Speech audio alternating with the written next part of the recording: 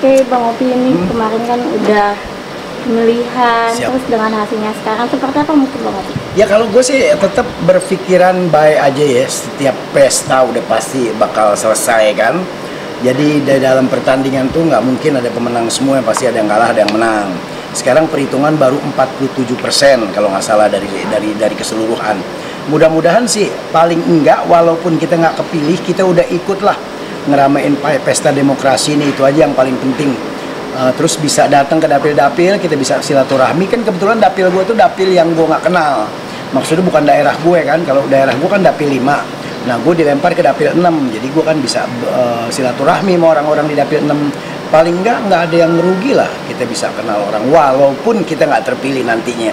Yang penting kita udah punya niat baik, suatu saat kepilih niat gue begini. Kalau akhirnya nggak terpilih ya berarti belum ada jalan di situ. Tapi kepikiran nggak sih Bang, jadi kepikiran udah keluar modal gitu? Oh alhamdulillah nih, gue kan kebetulan ikut sama Pak Eko Patrio ya di Partai Amanat Nasional. Eko orangnya asik, jadi gue pada waktu itu kan sebetulnya gue diajak gitu, Bang Opi mau ikut ngeramein pesta demokrasi gak? Oh ya boleh, diajak sama dia. Jadi terus terang gue sampai saat ini pun dari pribadi kantong gue nggak ada sama sekali.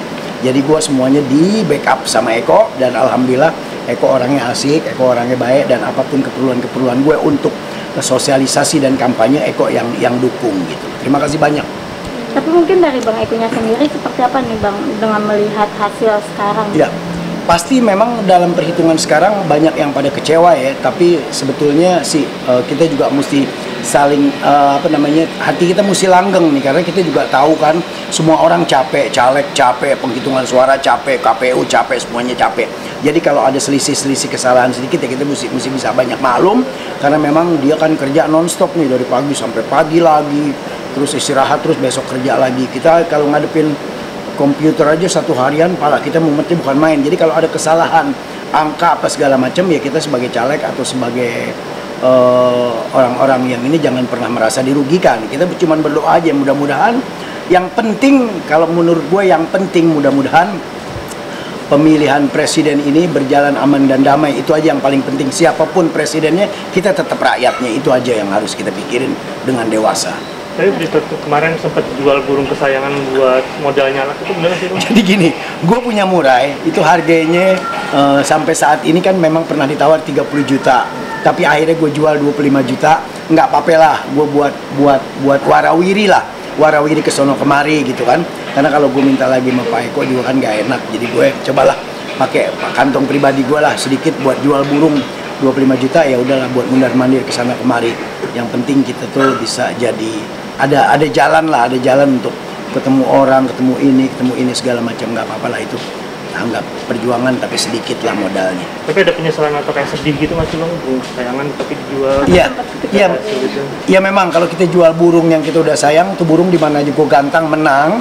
Jadi paling nggak ya udahlah, dalam hati gue ya itu biarlah dia ikut perjuangan gue juga gitu kan. Walaupun sekarang di tangan orang, mudah-mudahan juga gue bakal dapet lagi burung yang model begitu. Yang penting sekarang gue mesti lapang hati, ikhlas dalam menghadapi persoalan ini. Kita ikhlas aja. Dalam pertandingan itu nggak semuanya pemenang, dan pasti ada yang menang, ada yang kalah. Tapi mungkin bentuk penyesalannya seperti apa sih Bang Opi dengan hasil sekarang? Mungkin pasti kan ada sedikit kekecewaan gitu. Ya. Seperti apa tanggapan dari keluarga sendiri? Ya kalau gue sih terus terang aja, bini-bini pasti pada ngomel ya. Ngomel lah, bukan satu lagi yang ngomel, empat ngomel. Empat ngomel, dibilangin begini, dibilangin begitu, masih ikut juga. Ya udah, yang penting kita udah nyoba. Kalau kita nggak nyoba kan kita nggak tahu dunia. Kalau kita belum, jadi kita kalau kita cuma menghayal itu pegunungan itu bagaimana, enak nggak ya? Kalau itu cuma begitu doang nggak, repot kita hidup. Kita mesti datang, jadi tahu suasana di gunung itu, suasana Medan, suasana apa. Kalau kita udah tahu, kita jelas waktu saat kita diajak lagi kita tahu cara jalan ngambilnya. Kalau sekarang kan kita nggak tahu nih, diajak, oh jalan aja udah. Nah sekarang kita udah tahu, oh begini, track-tracknya begini. Insya Allah jadi satu pengalaman mudah-mudahan. Iya. Sebelumnya juga kan Bang Opi bilang kalau nanti dapat gaji bulanan akan memberikan santunan terhadap anak yatim. Iya. Seperti apa mungkin Bang Opi? Jadi sebetulnya tujuan gue tuh di situ memang nggak muluk-muluk ya. Suatu hari gue bakal kepilih, karena kan gue lihat gue sendiri kan juga bukan hidup dari keluarga yang wah kalau gue nih. memang keluarga yang biasa aja, sederhana. Jadi gue tahu keluhan ibu-ibu yang bagaimana kalau dia punya anak 4, yang 3 sekolah, yang 1 enggak. Kan gue punya pikiran, coba deh dengan cara gue ikut di pencalekan itu, barangkali suatu saat bakal gue kepilih. Gue memang di dapil gue tuh pengen cuman nggak usah muluk-muluk, gue pengen sewa satu rumah yang di situ untuk belajar orang-orang, anak-anak yang kebetulan nggak bisa sekolah. Jadi kita belajar aja, yang penting dia bisa baca, bisa berhitung. Guru-gurunya biarlah kita yang gaji. Apalagi sekarang kan udah ada program makan siang, program susu ya, barangkali kita bisa bagi di situ guru-gurunya atau anak-anaknya, mudah-mudahan. Nah terus di samping itu kan sekarang juga punya pesantren nih, 5.000 meter nih, namanya Nur Hidayah Cimande Barokah. Nah itu kan ada 250 anak yatim yang saat ini memang nggak bayaran. Jadi yang mau mukim di situ untuk ngapal Quran, belajar agama, apa segala macam di situ. Jadi kan kita harus pikirin beras bulanannya kan. Sampai saat ini kan kita juga nggak enak. Sekarang kan yang ngasih Raffi Ahmad, Irfan Hakim yang kepada ngasih itu kan.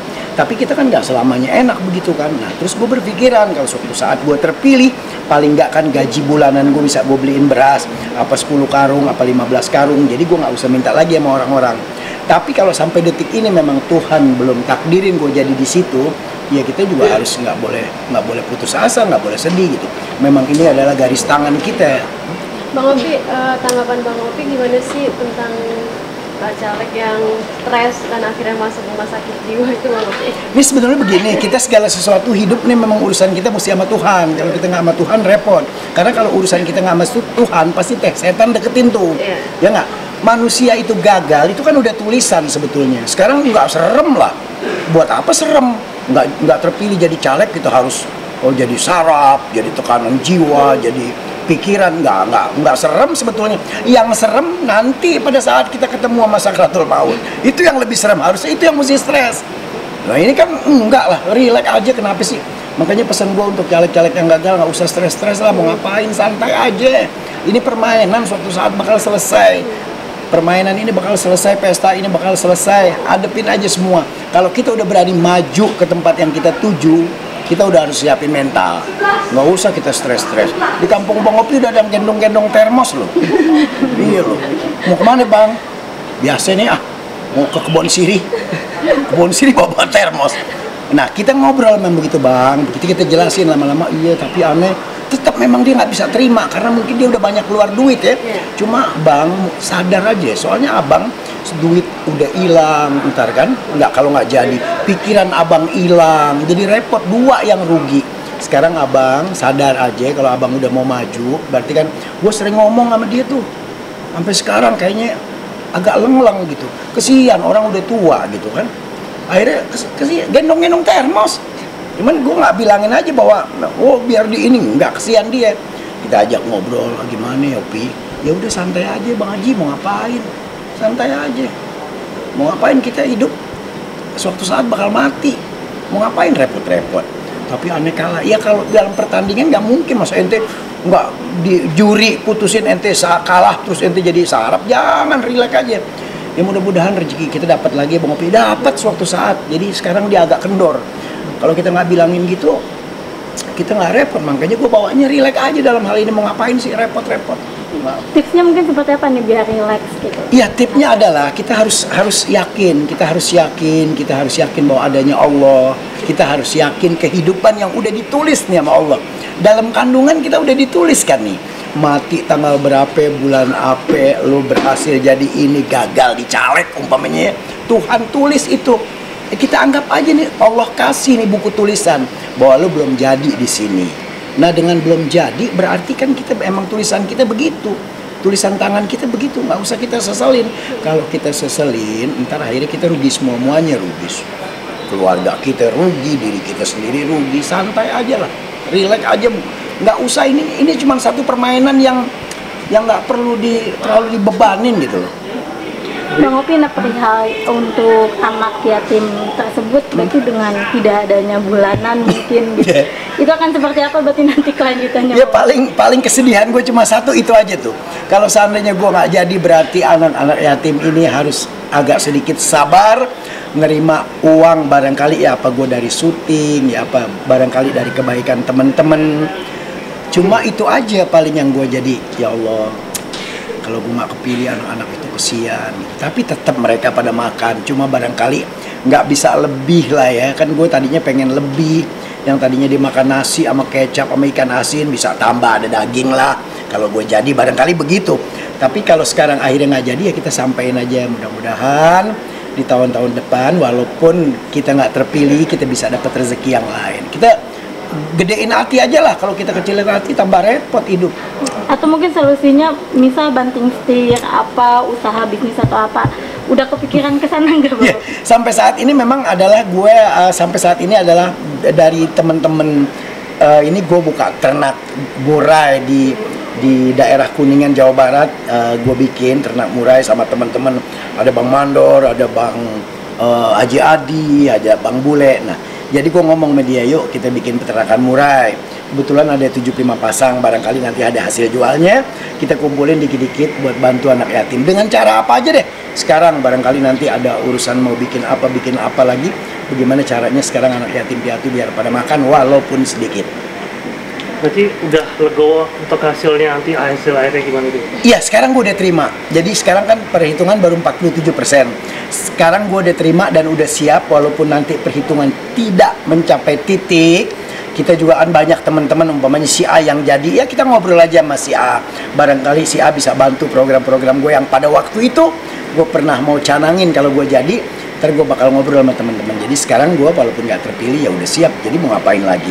Kalau kita nggak siap, sayang umur udah tua masa harus gila. Masa umur udah tua harus PA. Harus PA cuman gara-gara urusan dunia. Ini kan urusan dunia nih, bukan urusan akhirat. Santai aja bawaannya, kecuali urusan akhirat. Barangkali kita perjuangin benar-benar. Terakhir mungkin diruntun dari Bang Opi, perjuangan Bang Opi dengan nama Bang Opi dan lain sebagainya gitu.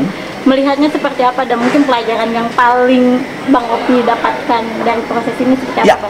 Kalau gue sih alhamdulillah gue bisa diajak sama Mas Eko Patrio di dalam pesta demokrasi, dimasuk dalam satu partai. Alhamdulillah gue bisa silaturahmi lebih banyak dari orang-orang, dan gue punya pengalaman yang sangat berharga yang di sekolah dimanapun gue nggak pernah dapet. Ini adalah pengalaman jadi caleg, jadi teknik-teknik dan cara-cara.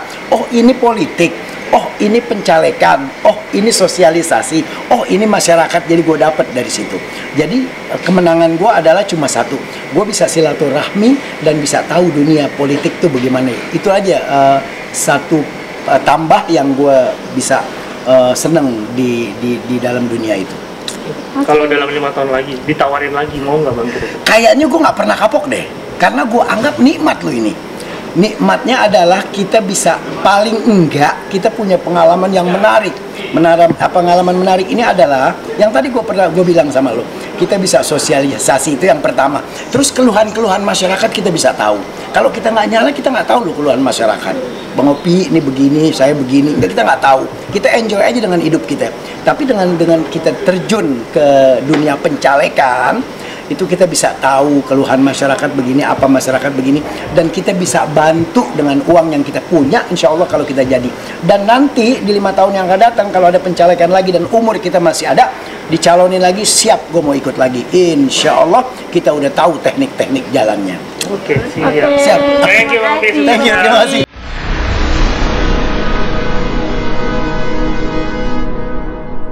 Jadi jangan lupa untuk subscribe Cumi Cumi.